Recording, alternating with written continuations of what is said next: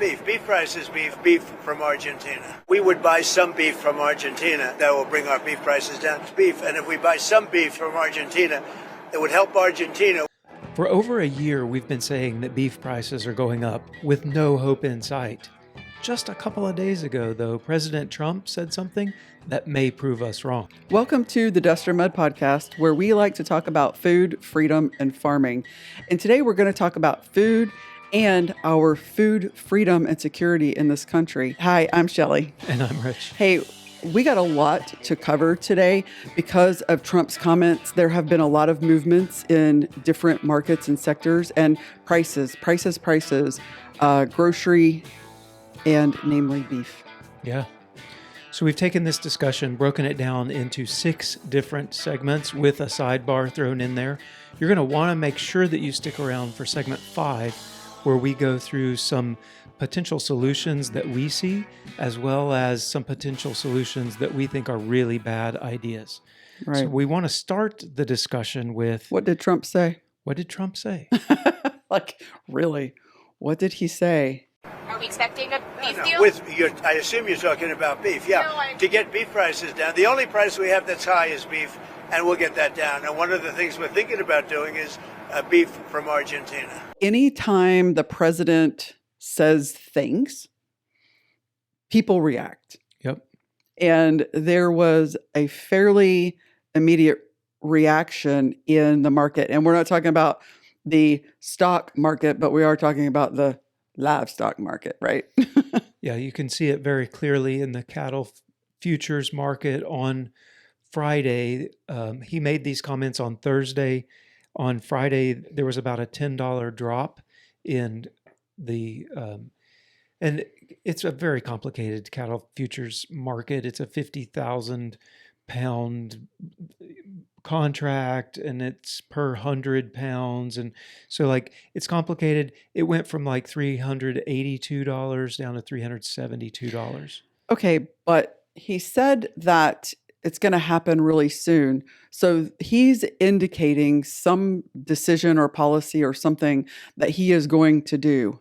Well, he's followed that up on Air Force One today, Monday, October the 20th, 2025. And he made a comment that... we would buy some beef from Argentina. If we do that, that will bring our beef prices down. Because our groceries are down, our energy prices are down. I think we're going to have $2 gasoline pretty soon. We're getting close. And everything's down. The one thing that's kept up is beef. And if we buy some beef, I'm not talking about that much from Argentina, it would help Argentina, which we consider a very good country, a very good ally. So the question is, really, what does that mean for you at the grocery store and for the ranchers on the ground? Yeah. So the discussion today is we're going to look at the battle for America's dinner plate. Oh, I like that.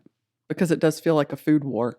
Yeah. Across the board, not just with beef prices. Right. It's just everywhere. Segment 1, the market today, what you see as a consumer. Almost $8 a pound ground beef.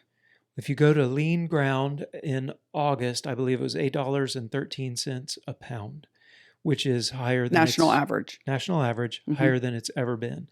If you look at just regular ground, the Midwest, the average is $6.59 a pound, and nationally, $6.32 per pound, both record highs and a 20% increase over this time last year. Up. Yep. Beef and veal, together, are an 11.6% year-over-year increase versus, and you say, well, inflation, right? Mm-hmm. Pork and poultry have had a 2% increase. So it's because there are a lot of reasons. The really limited supply that we have going on for various reasons that we'll get to in a minute, but demand has not come down. The American public wants beef, and I agree with them. I want beef too. Yeah, the reality is families are feeling it, and the market has been shifting as families have not been reducing the amount of beef they eat. They have just been, instead of buying a ribeye steak or a filet, maybe they're buying a chuck roast or ground beef. Right. So the pounds of beef consumed have remained the same. Like America writ large is still saying we want beef, but the reality is there's having to be a sacrifice in the cut of beef. So what President Trump has done, or what it seems like, is he's really looking after the consumer in the decision that he is making to let's import some. If we've got a problem with our supply right now, we need more into the system in order to bring those costs down, just based on basic supply and demand. So his idea, I guess, is let's get some cheaper beef. Let's get more beef into the country. Hey, let's get it from Argentina because they are becoming a stronger ally to the United States, and we're really trying to bolster them in ways. And so he's saying, hey, let's get some beef, get it into this country so we can bring the prices down for our consumers and help our American families. And I have a way to visualize that. Okay. It's, to me, it's like going to the doctor and saying, Doc, I've got these migraines. I just have constant headaches. And the doctor says, here's some aspirin. Okay.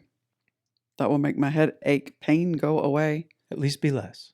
Right. But it hasn't done anything to try to take care of, why do you have this migraine? What is the underlying cause? What is causing your illness? Why are you presenting with this? Right. It is simply here's a Band-Aid fix for your wound. So just getting cheaper beef in is not going to solve the problem of our national beef crisis. Correct. So let's look at segment 2. We're moving on. How did we get here? How did we get to crisis? Yep. Because I feel like it kind of is that for the American consumer. Is at that level, it is a bit of a crisis. Yeah, if it's gotten to the point that the president of the United States is talking about the cost of hamburger. Now he does like hamburgers. I get it that he likes hamburgers, but we've got, crisis going on in the Middle East. Of all of the things, the government is currently shut down. Like our military isn't getting paid, and the president is talking about the price of beef. So amongst the things that could and potentially should be on his plate, we don't think that the price of beef should be one of them. Okay, now, but it is. Put beef on his plate. I think that's great. He should be eating beef. Right. But okay, so off you go. The U.S. cattle inventory in January of this year was 86.7 million head of cows. That is the lowest it's been since 1951. Lower than it was last year, January of 24, when it was the lowest it had been since 1951.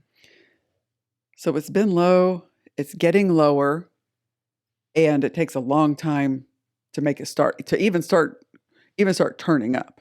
Yep.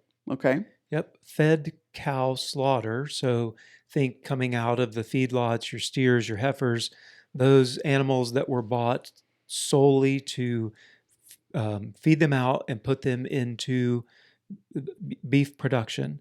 So fed cattle slaughter was down 9% year over year in June, and then cow and bull slaughter was down 10%. So the cattle herd is lower. The amount of cattle that is being slaughtered from that herd is lower. Feed and fuel prices are up 25% since 2023. Wow. Okay. So the cost of making them is higher. The number that there are is lower. The number that are being slaughtered is lower. We've had drought in the southern plains that has where they grow a lot of cows. Grow a lot of cows. That has reduced pasture availability by 30%. Wow. Okay. And in May, one of the things that we talked about during a podcast was the border for cattle imports with Mexico was closed due to the New World screwworm issue. And that's right at 1.2 million head of cattle that normally come across annually. They closed the border in May, and the border remains closed. So that's about 5% of the total supply for the United States has been closed. Quick review, if you're not sure what the New World screwworm is, it is a larva that comes from a fly, but it is flesh eating and it will kill cattle, period. That's right. Normally, fly larvae feed on dead and decaying material. This particular fly's larvae needs an open wound and then off it goes. So cows birthing, new calves that aren't dry yet, any scratch from a barbed wire fence, like anything that makes an open wound makes cattle vulnerable to this larvae, and it is fatal. It kills them, and it kills them rather quickly, like within a week or so. Right. So it's good that we closed the border so that we can stop that from getting up into our herds and decimating and making it even worse. Right. So they had to do that so that, and they're working on ways of introducing male flies that can't reproduce, and then it will help it. We went through this in the late 1970s? Yeah, we eradicated it once already. Right. So they can do it again. It's controllable, but it takes time. Another issue with the system is that over 80% of beef in this country is produced by 4 companies. Yes. So you have, well, when you say produced, you're talking about the beef packers, right? Yep. So he's saying the beef packers, 80% of the beef is slaughtered and packed by 4 different companies, 2 of which, JBS and National, are both foreign-owned companies. They are Brazilian-owned companies. Tyson and National are both, Tyson and Cargill are both American-owned. Yeah.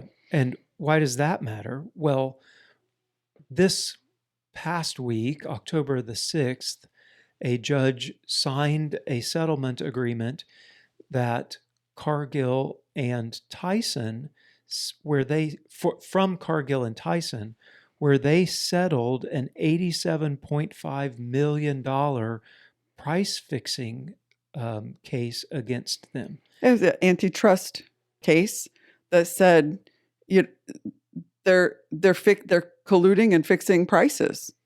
And the case was from the time period 2014 to 2019 that's been litigating 6 years. Litigating for 6 years, and finally the 2 companies just signed a settlement to the tune of $87 million. So you have near complete consolidation of our beef industry into 4 companies, and they are the people who decide what the dadgum price is even going to be. That's right. Yep, absolutely. And by signing a settlement, they're basically saying there is at least not enough evidence that they are not fixing prices. Right. Or said the other way, there is enough evidence that they are fixing prices that they would rather settle.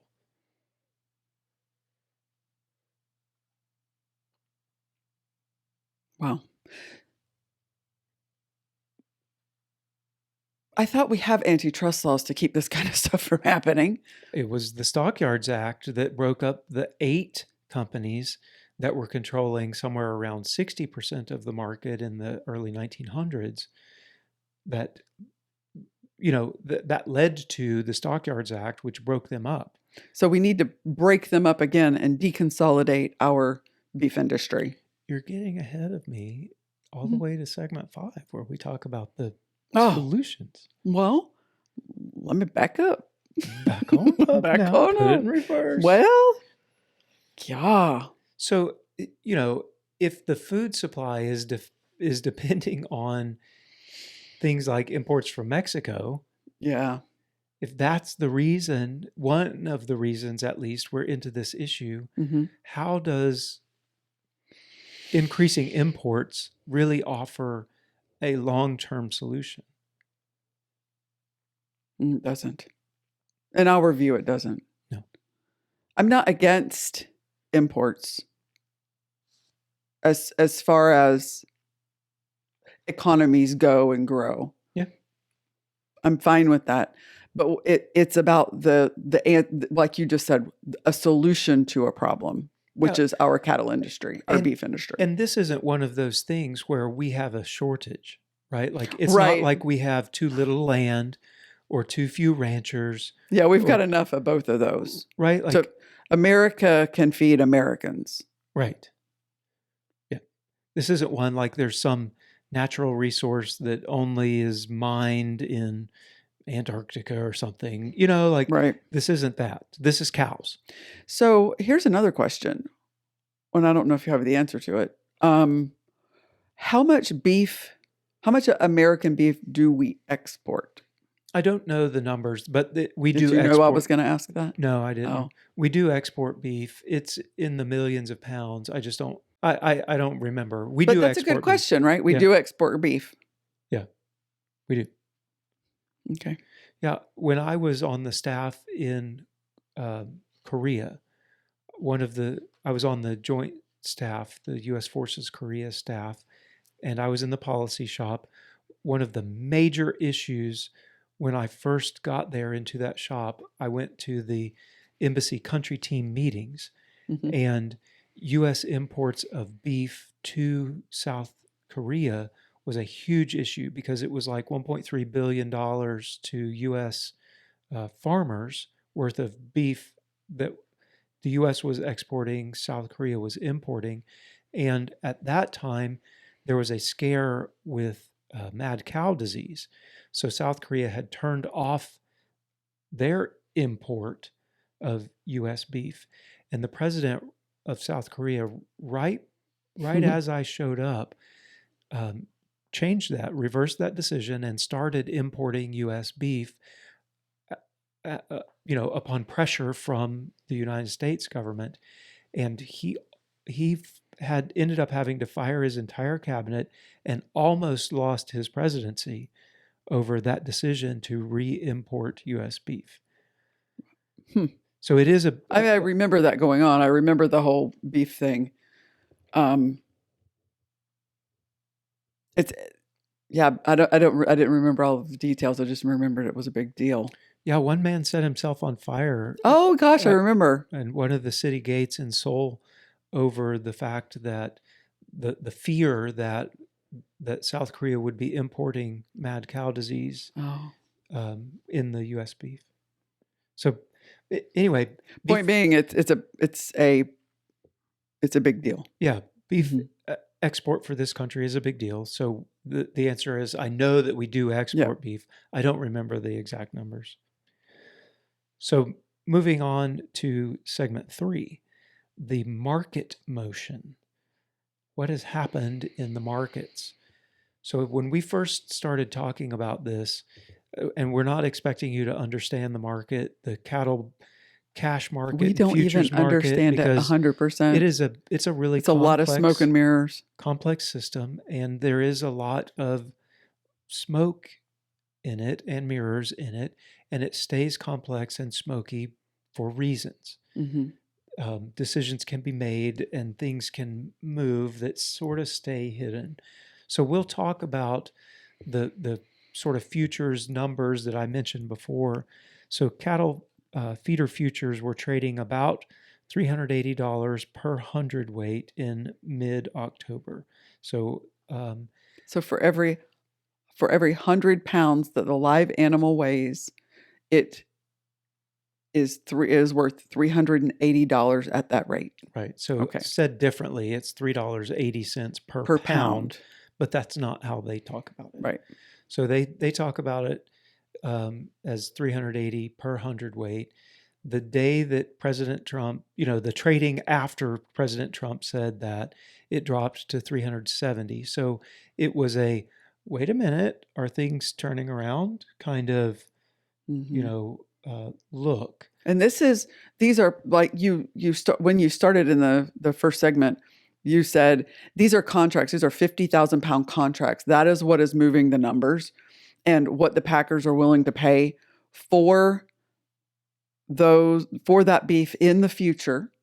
What are we going to have to pay? So they're signing deals on future beef at a certain price. They're locking in their price as quickly as they can, especially when he says stuff like this. Mm-hmm.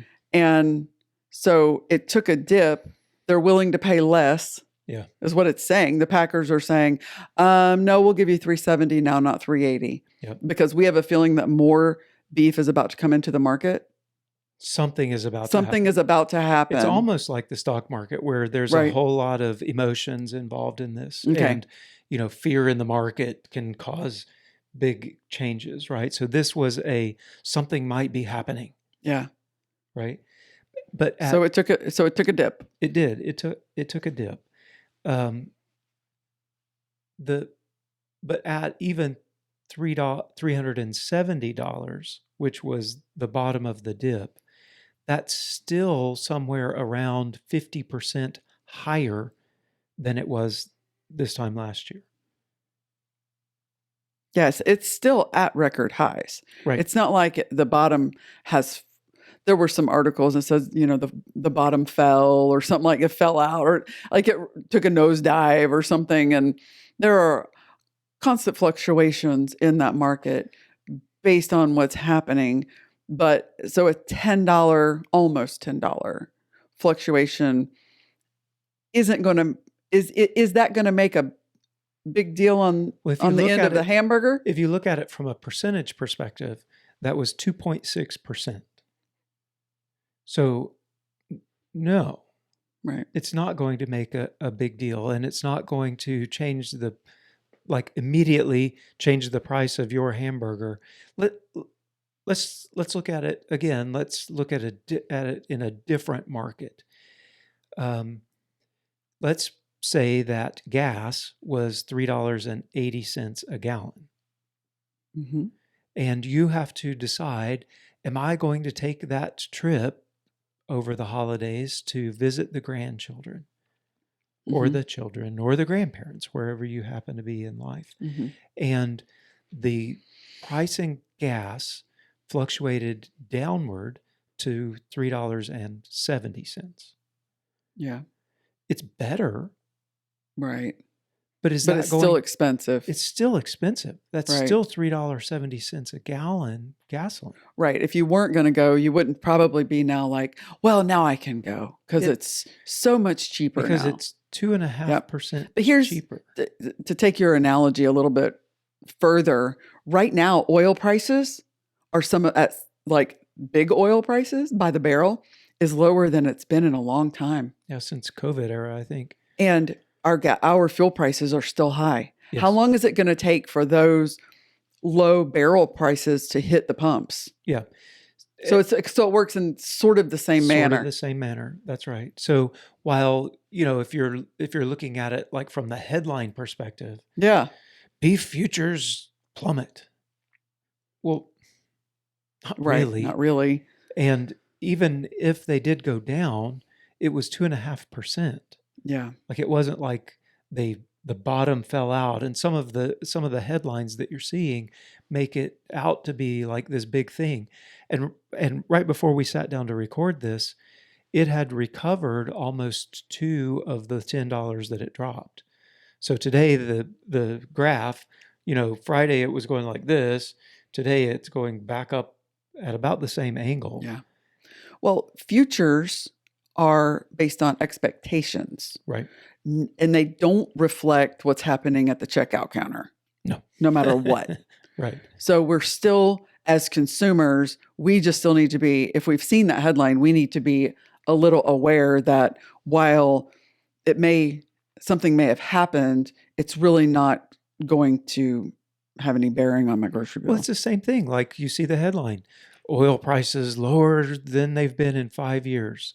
Oh, So yeah? I go into town the other day. I look at Casey's, our local gas station, and I'm like, the diesel's still $3.19 a gallon. Like, Yeah. nothing's changed.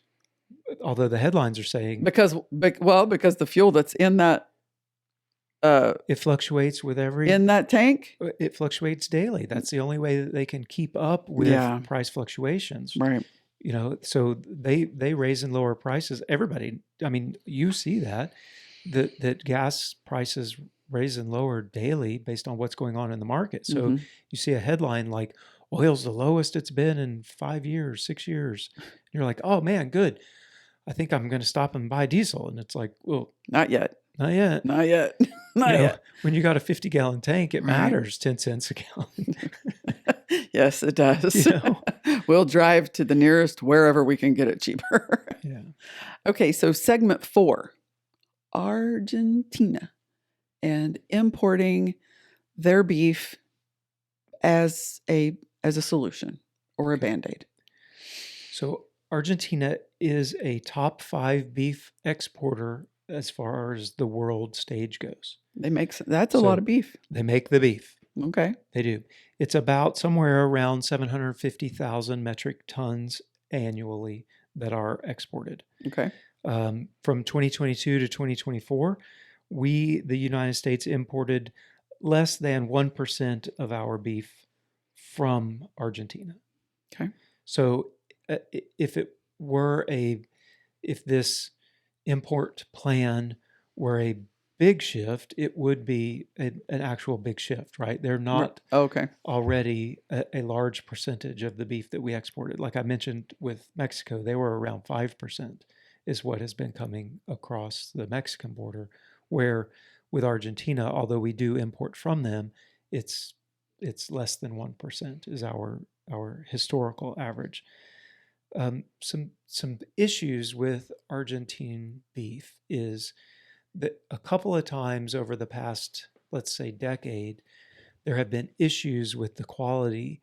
There have been some hoof and mouth issues happening, and a lot of the beef coming from there is marketed and sold as grass-fed, but the traceability of that is not always as, say, solid as what you might want. Okay. What are they? Is he planning on? Is this getting like box beef already cut, or these cows are going to be shipped to our packers and into our system? So hoof and mouth, if they're coming live, that would be a big deal. Right. I don't know, and I don't Their think plan is? the president has detailed a plan. It has been beef prices are too high, and I'm going to fix it. And then the next statement was, well, maybe we'll just import it from Argentina. Because I know the Mexican and Brazilian beef does come across live into our beef system, into our cattle system. Historically, it has, and I mean other ways too. I know, but I was just wondering if if his plan was to, and maybe our listeners know, do they? I believe the majority of the imports from places far away, like Argentina and Brazil, I believe the majority of those imports come in as boxed beef. And that's one of the issues, again, especially with the grass-fed market, is it comes in as scraps and trimmings that are, from multiple different animals. The scraps are just piled into these huge containers. Yeah. And then it comes across to the United States, where it's then ground into, grass-fed ground beef. Right. Okay. And one of the reasons why you can find in the big box stores like Walmart, you can find grass-fed ground beef for really not much more than your regular ground beef. And it's like, how is that? Because it takes longer for these animals to grow. It should be expensive. It should be more expensive, but yet it's not as much as you would think. And so there's this, well, why? Well, it's because it's coming from other countries, and it's typically trimmings and scraps, and the grass-fed traceability isn't always there. Okay. So what are some of their other issues? Or are there any? Does that kind of cover the issues? The issues, while it may lower the price potentially at the store to the consumer, that's a possibility. It does nothing. Importing Argentine beef does nothing for, again, fixing the problem. It doesn't do anything for the U.S. beef producer, right? There's nothing about bringing in, cheap scrap beef that can be ground into hamburger. There's nothing about that helps solve the problem. It's the aspirin. Yeah. Here you go. Here's an aspirin. Here's some ground beef to throw into the system, the market, and it will temporarily, or as long as we're willing to import that, it will say, okay, here, it brings it down some percent.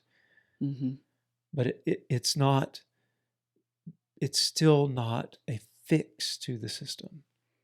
No, in my opinion. Right. So again, America has the land. We have the farmers and ranchers. We need to fix the problem, right? We have the ability to fix the problem. We have the potential is there. So you mentioned Argentina. We've talked about that and increasing our imports from them. Another country that he potentially might do some different types of trading and tariffs with is Brazil. And Brazil actually owns 2 of our packing houses. So if we start getting even more beef from Brazil, So this is our sidebar discussion that I teased at the beginning. The sidebar is, well, what about Brazil? Right now, we've got a little over a 26%, as of when I checked, who knows what it will be, percent tariff on beef coming into the United States from Brazil. So that is a lever that he could potentially, use to adjust the prices of beef. Also would be, he could start talking about reducing tariffs from the import of Brazilian beef. So Brazil is the number 1 global exporter of beef. So they export more beef than anyone in the world. Wow. Well, they do have a lot of land down there. Yeah. They do. Well, they have a very large bit of it as the Amazon rainforest. I believe that they're even kind of deforesting so that they can grow more beef. Yeah. So that they can grow more cows. Yeah. Which I completely disagree with. Yeah. So again, this is a foreign solution to a domestic problem. Right. Right. This is, we have a problem, so maybe somewhere else in the world can solve it. Okay. Gosh, it just seems like the people that are in Washington, honestly, it feels like they don't want to fix the actual problem. It seems like they want to use alternative sources as the solution, period. Like that's the solution. Yeah, I think what he is looking at with importing beef is a quick fix. It is like the aspirin. It is, I have a headache and now my head doesn't hurt as bad. So if he's going to do that, then address the American cattlemen and say, this is temporary. It's only for X amount of time. This is a short-term solution to give the American consumer some amount of relief, yep, while we all fix our problem. And let's get to what we think some of our just ideas again of some of the potential ideas for solutions just to throw out there. All right. What we think, that these are our opinions, and probably a lot of them could be controversial. Okay. So segment 5, solutions, and we'll list them in our ranked order. So the number one thing that we think that could/should be done to alleviate beef prices inside this country with things that we can do is break up the big 4 meat packers. When you have 80% of your product going through four companies, there is no way for the American consumer to even consider getting a fair deal. Correct. There's just no way. We have to bust them up. Yeah. And we can do that. Use the Stockyards Act. Yeah. That's what it was for. And modernize the act if you have to. Like if you have to do something else, like fine. Like if it's not I can just push the button and make it happen. Okay. But make it happen. We need more regional packers, more regional abattoirs, slaughterhouses, people who also are processing meat within their area. And it can be a big area. That's fine. We just need more of them so that there is more competition within the market. Because when you only have 4 people who are saying, hey, what are you going to charge? What are you buying at? What are you buying at? And we know they're doing that. They have traced emails of collusion for price fixing. And that's what keeps their prices the way where they are. And so if we could bust that up and get these things regional and create competition within the system, we as the consumers might see a fairer deal. Yes. Yeah. The reason why we have anti-monopoly laws. But it just seems like our country ignores those across all of the sectors now.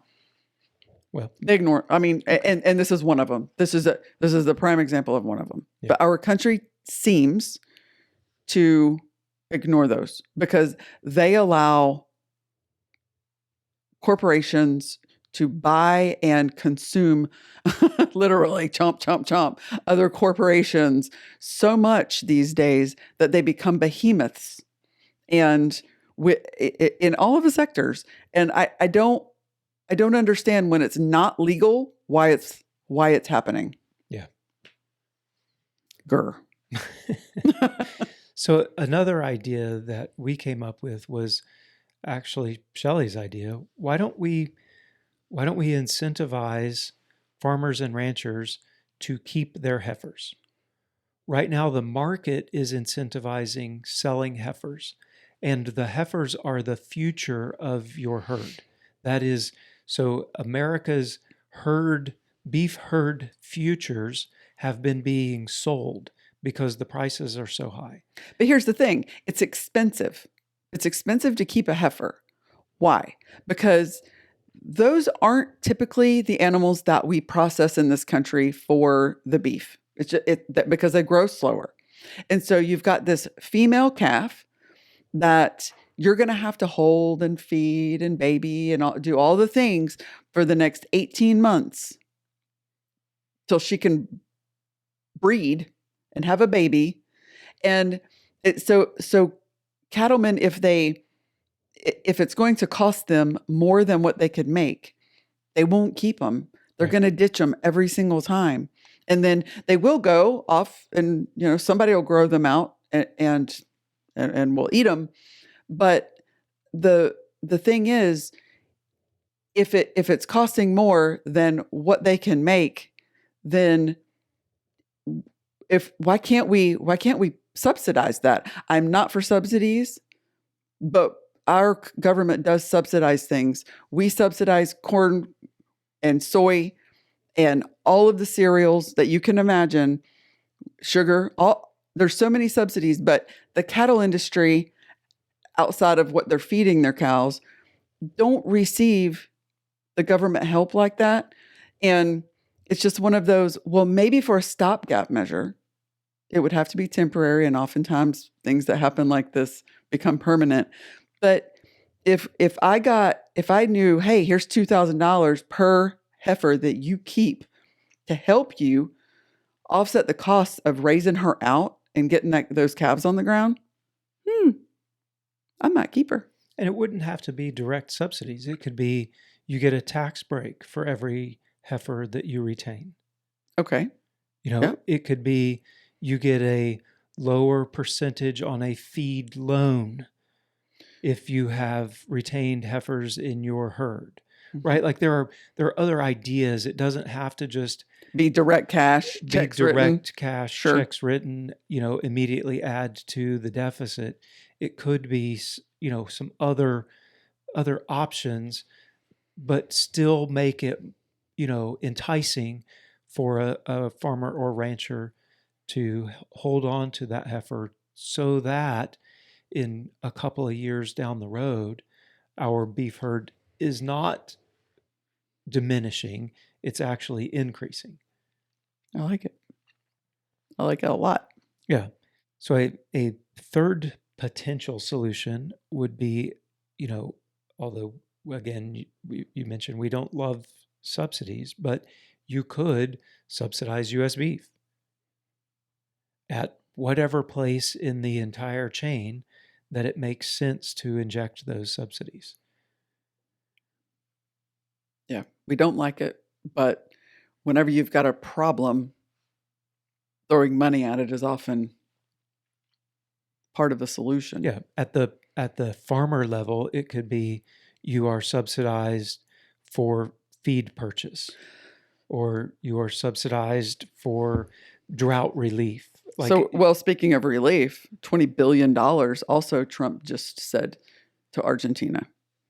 As aid to Argentina, we're going to inject $20 billion into their system outside of buying the beef, or outside of, importing their beef. What about $20 billion to the cattle ranchers in this country to bolster our own production of our own beef?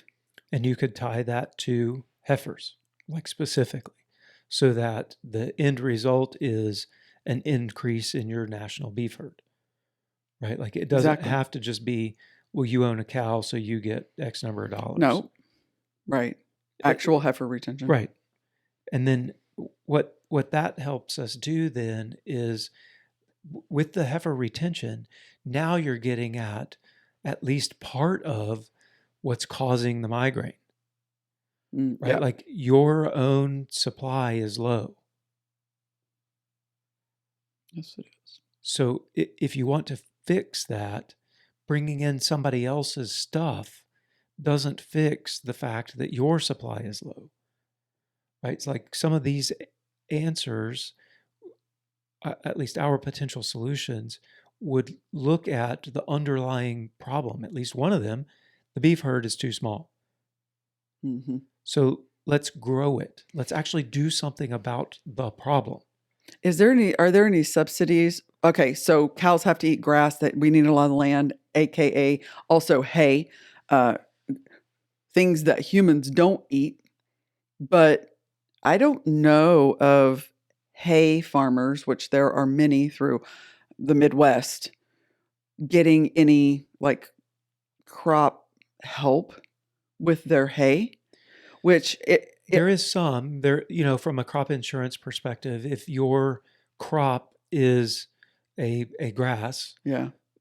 If there's a drought, they will help you. Right. But I'm talking about assistance in getting that grown for the cow. Well, it's not. I know they're feeding them corn and all the things like that, and that's all subsidized. But how are we helping the hay farmers? There's not for the grass department.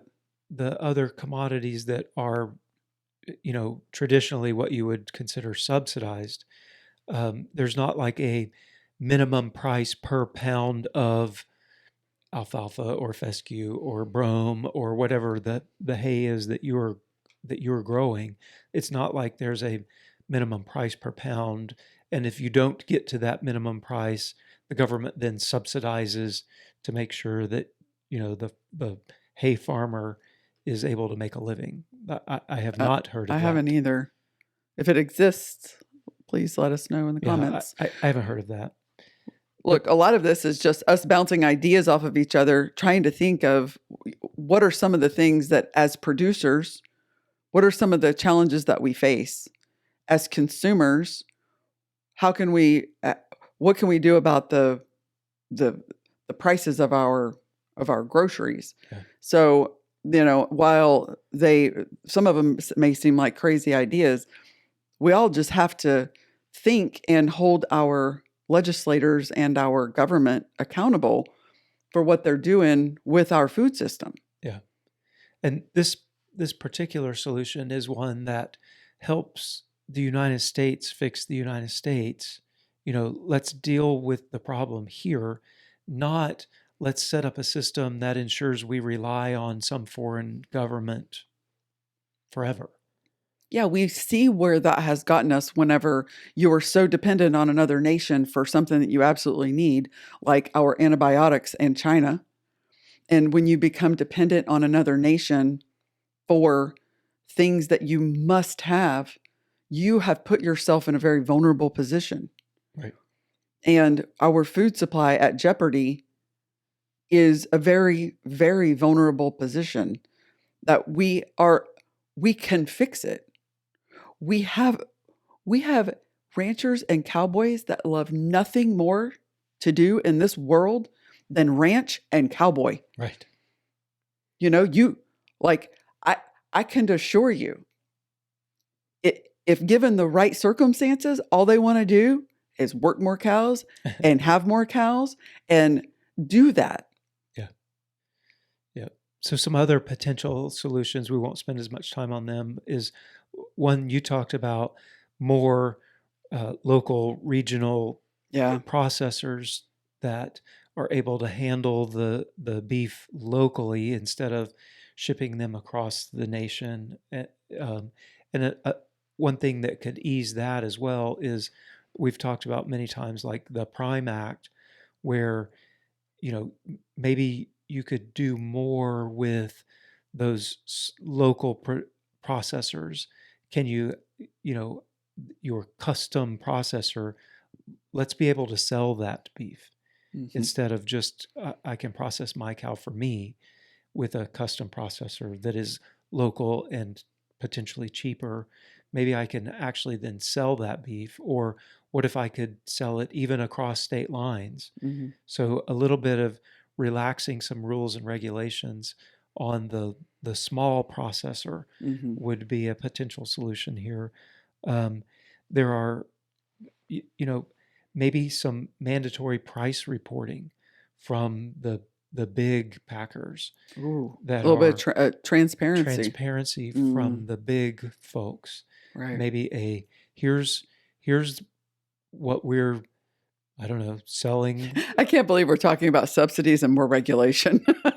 Man, this one is a because hard we are one. both like anti-subsidy and as few regulations as possible. When the situation has gotten to the point where the entire market is controlled by 4 different companies, like the individual is, dare I say, powerless to make any changes there. Mm-hmm. So when it gets to that point, I think you have to rely on big things to intervene. And really the only thing big enough to intervene would be the government. Yeah, you're right. And that's why we say it, though we don't like it, but we're here. Yeah. So there are some bad options out there. To me, reliance on Venezuela is a bad option. Not Venezuela. I'm sorry, Argentina. We're not going to rely on Venezuela for much. Except, not right now. Except maybe oil, right? But we're getting mad at them. So yeah. To rely on Argentina, I think, is a bad option. What else? You could say we're going to have mandatory import quotas. Like we're going to say 25% of our beef has to be imported, and bring your beef, everybody. Oh no, that's a terrible idea. But it's an idea, right? Like yeah, there it would definitely move the levers as a lever to move. And that would definitely move markets. Another, in our opinion, bad idea would be a campaign to eat less beef. Bad idea. Actually, I think that's the most horrible idea. Because not only are we beef producers on a very, very teeny level scale, we believe that the health benefits of eating beef are enormous. Mm-hmm. And so the idea of reducing the amount of beef, it will take an actual real health toll on the nation. You could really do an entire podcast on the fact that this expensive beef and the fact that we have a beef shortage is actually not just a beef crisis, but that it could steer over into a health crisis because people are choosing not to eat it because it is so expensive and their bodies really need it. Like, you could literally do an entire podcast just on the fact that the fact that people can't buy it is going to make their health worse. Yeah. And then the last, what we think bad idea that we'll discuss, at least I'm sure there are lots more bad ideas, but the last bad idea is alternative proteins. So we can use lab grown, whatever, we can use, ground up bugs. There are other ways to get protein other than beef. Let's just ignore the whole problem and focus a solution on some alternative. And we know that there's a lot of talk out there about, and a lot of attacks out there on beef, on cows, on the beef industry, on ranchers across the board. And we wholly 1000% support growing our beef industry, growing our herd, eating more beef. So that's a terrible idea. Yeah.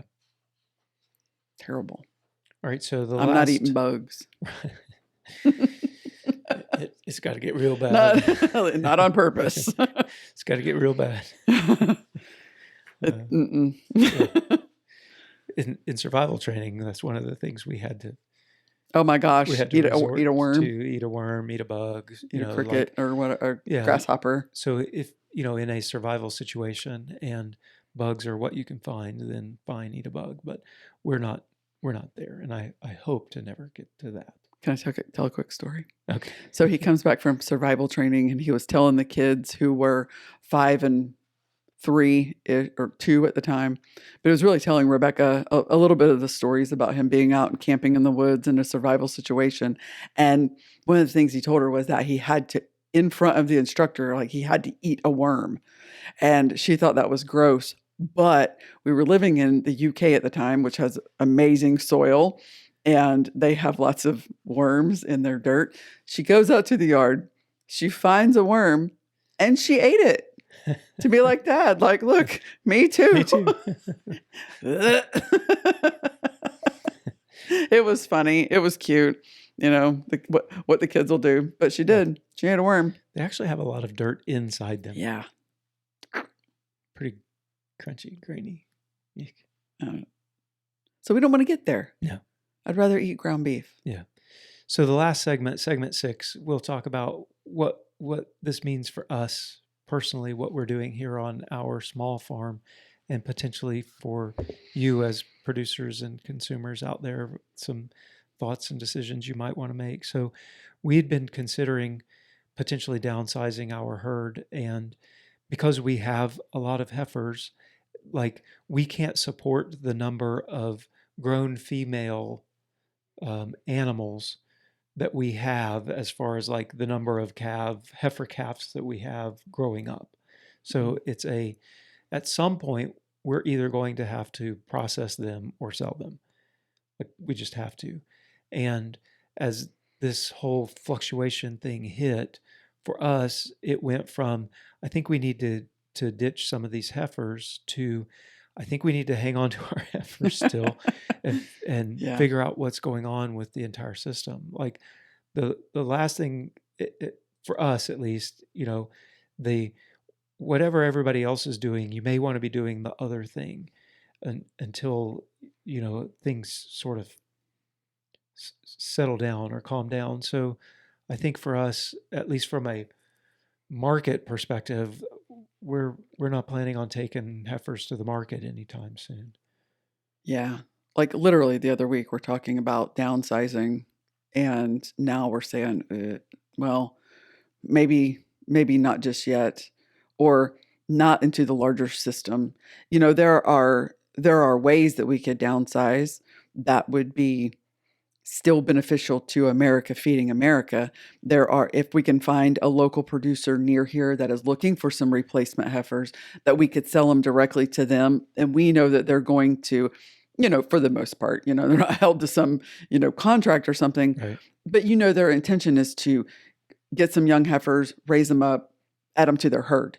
And if we could find someone like that to where we could offload them off of our property, but keep them in the national system rather than just sending them to a livestock market to where you have no idea where they're going to go in the system,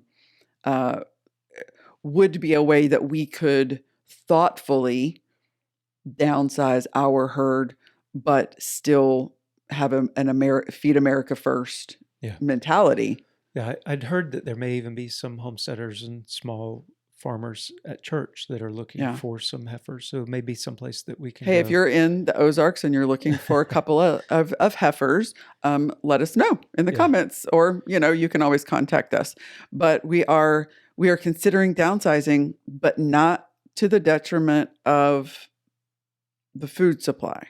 And the only reason is not that it's just our land doesn't support the growth, the herd. We have to feed more purchased product. Hay. We have to feed more hay if we keep them. Maybe it's worth it. Maybe it's not. But right now we're just going to pause and think about it and make some decisions on where we want these ladies to be. So for the consumer, some takeaways here, like some thoughts on how can you support fixing the actual problem? Like, what can you do? Obviously, pick up the phone literally and call your representatives. Support things like the Prime Act is huge. Ask them why there are 4 companies that control 80% of the beef in this country. Ask them if really importing beef from a foreign nation is going to help solve our national beef problem. Right? Like some pointed questions that would allow them to know where you're coming from. I think that is definitely helpful. On a personal level, support your local farmer. That farmer that is trying to make it work on the small scale to provide you with something that is quality and local. I think here's one thing. It might be more expensive if you can buy $8 a pound ground beef at Walmart, and you can buy $10 per pound ground beef with your local farmer. All of the dollars stay in one little bitty short chain, with the local farmer. The reason is because you haven't trucked it somewhere. You haven't had to pay massive amounts of tariffs or whatever has come onto that. You're staying out of the big 4. You know where that meat came from. You know that it was healthy, or at least it should have been. And but the point is that all of the dollars, while it might be a little bit more expensive because that farmer is trying to make a living, it's all right there, and it's not a farmer getting 8 cents of the food dollar. And you know exactly where that stuff is coming from. Another thing you could do is, if you don't have a local farmer, is wherever you are buying your beef, ask where it's coming from. Mm-hmm. And let that sales person know that the origin is important to you. Because right now imports don't have to have anything on them. But before about a year ago, when it changed, all beef that came in, if it was packaged in the United States, it could say product of the USA. It can't say that anymore. The product of the USA label is completely optional. It is voluntary. There is no country of origin labeling required. But so could they say it was a product of the USA and just be dirt bags? If it came in from Brazil, can it still say product of the USA if it's optional, or imports can't say that anymore? if they come in as live animals and they spend some time here, they can. Mm. It has to be traced USA from birth, growth, processing, Okay.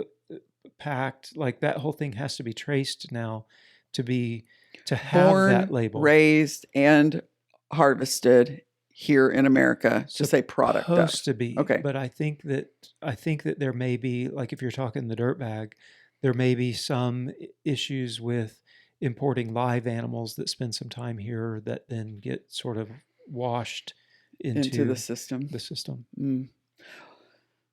Point being, you don't know where your meat's come from. Yeah. And, remember that every dollar you spend is a vote for the food system that you want. So if you want a local, resilient, sustainable food system, then vote for that with your dollar. If you're okay with the imported, monopolized system, then vote for that with your dollar. Right? Right. What about folks who are just saying, I just can't, I just can't afford that, financially.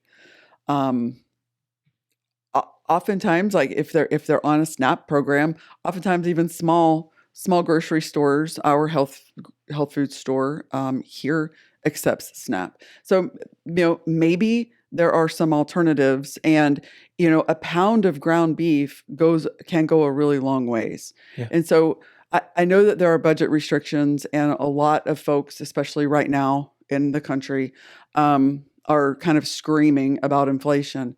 But maybe we just make trade-offs. Instead of 2 coffees at Starbucks, we buy a pound of ground beef instead. Yeah. And so there are some ways that we can handle it within the budget, and we are sensitive and recognize the fact that groceries are just freaking expensive. Yeah. And we're not saying that the price of beef should continue to go up. No. Like, that's not what we're saying at all.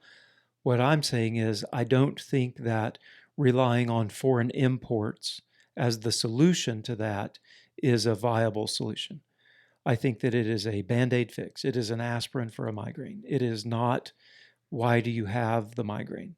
It is simply a short-term Band-Aid fix that is not getting to the solution that we actually need to fix the overall beef problem that we have in our nation.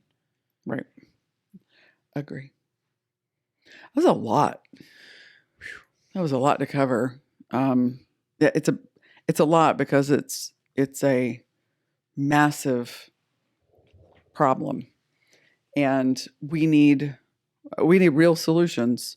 And like he said, call your representatives, state and federal, national, or whatever your federal representatives are, your congressman, when they decide to go back to work.